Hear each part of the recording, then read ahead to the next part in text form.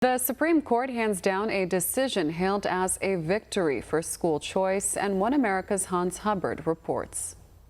Marking a legal triumph for proponents of school choice, the Supreme Court strikes down a Montana Supreme Court ruling it deemed to be discriminatory against religious schools. In a 5-4 ruling Monday, the nation's highest court sided with 3 Montana families named as plaintiffs in Espinoza v. Montana Department of Revenue. The case centers on a 2015 program created by the state in which donors to scholarship funds for private school students would receive dollar-for-dollar tax relief for the contributions. Despite 70% of private schools in Montana having a religious affiliation, the program was struck down by the state Supreme Court, which cited a provision in the state constitution barring tax aid to religious education.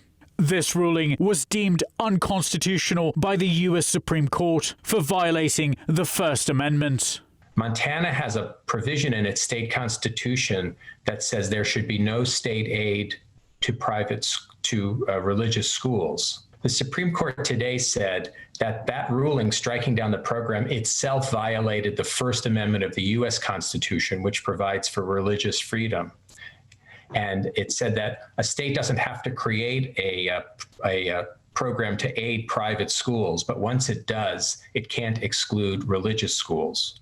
While the decision is limited to Montana, analysts say it is likely to have far-reaching consequences. 38 states currently have so-called Baby Blaine amendments, named after James Blaine's proposal of a similar amendment to the U.S. Constitution, which bar public funds from being allocated to religious education. These have been traced by historians to anti-Catholic prejudice in the late 1800s, following the mass relocation into the U.S. of Irish and Italian immigrants, a history cited by Justice Samuel Alito in his concurrent opinion. In a statement applauding the court's decision, White House Press Secretary Kayleigh McEnany also referenced this, saying the ruling would remove a significant obstacle to students' access to better education, while removing states' ability to hide behind laws, quote, motivated by insidious bias against Catholics. But the court made clear that states can't cut religious schools out of these programs that are intended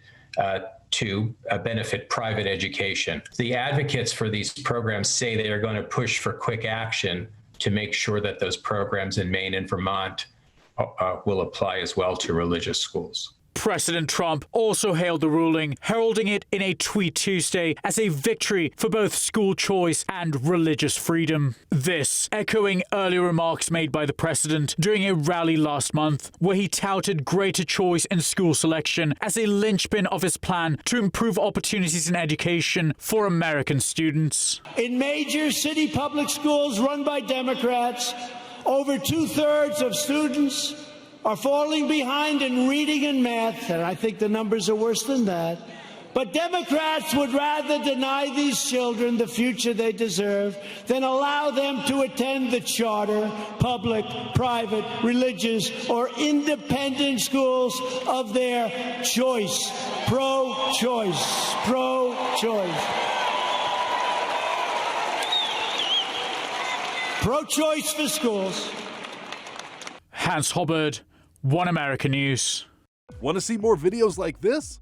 Click on the link below and subscribe to One America News on YouTube, and call your cable provider and kindly demand that One America News is added to your lineup.